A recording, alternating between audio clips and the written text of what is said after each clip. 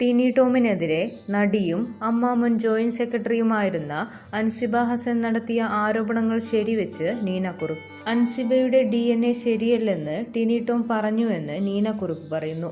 ലക്ഷ്മിപ്രിയക്കെതിരെ താൻ പരാതി നൽകിയിട്ടുണ്ടെന്നും നീന കുറുപ്പ് മാധ്യമങ്ങളോട് പറഞ്ഞു. ഒരു എക്സിക്യൂട്ടീവ് കമ്മിറ്റി യോഗത്തിനു ശേഷം അൻസിബയ്ക്ക് പെട്ടെന്ന് പോകേണ്ടി വന്നു. അന്നാണ് ടിനി ടോം അൻസിബയെക്കുറിച്ച് വളരെ മോശമായി സംസാരിച്ചത്.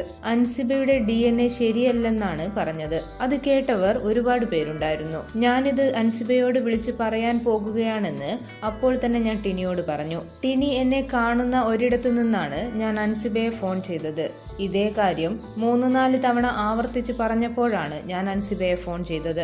ഇക്കാര്യം ഞാൻ എവിടെയും പറയും. ടിനിയുടെ ഈ വക ആക്രമണം, സ്ത്രീകളോടുള്ള മനോഭാവം, പ്രത്യേകിച്ച് എന്നോടും അൻസിബയോടും ജനറൽ സെക്രട്ടറി കുക്കു പരമേശ്വരനോടും കാണിക്കുന്നത് ഞാൻ കണ്ടിട്ടുണ്ട്.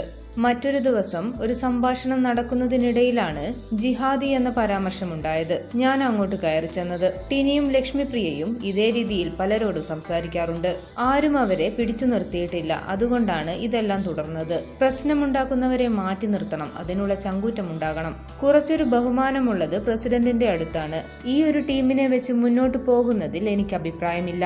അൻസിബ രാജിവെച്ചപ്പോൾ അവിടെ ചിലർ സന്തോഷം പ്രകടിപ്പിച്ചു എന്ന് ഞാൻ അറിഞ്ഞു. അടുത്ത സന്തോഷം അവർ പ്രകടിപ്പിക്കുന്നത് ഞാൻ രാജിവെക്കുമ്പോഴായിരിക്കും. അതെനിക്ക് താല്പര്യമില്ലാത്തതുകൊണ്ട് ഞാൻ ഇവിടെ തന്നെ നിൽക്കും, നീന കുറുപ്പ് പറഞ്ഞു. കൂടുതൽ വാർത്തകൾക്കും വിശേഷങ്ങൾക്കുമായി ഈ ചാനൽ സബ്സ്ക്രൈബ് ചെയ്യുക.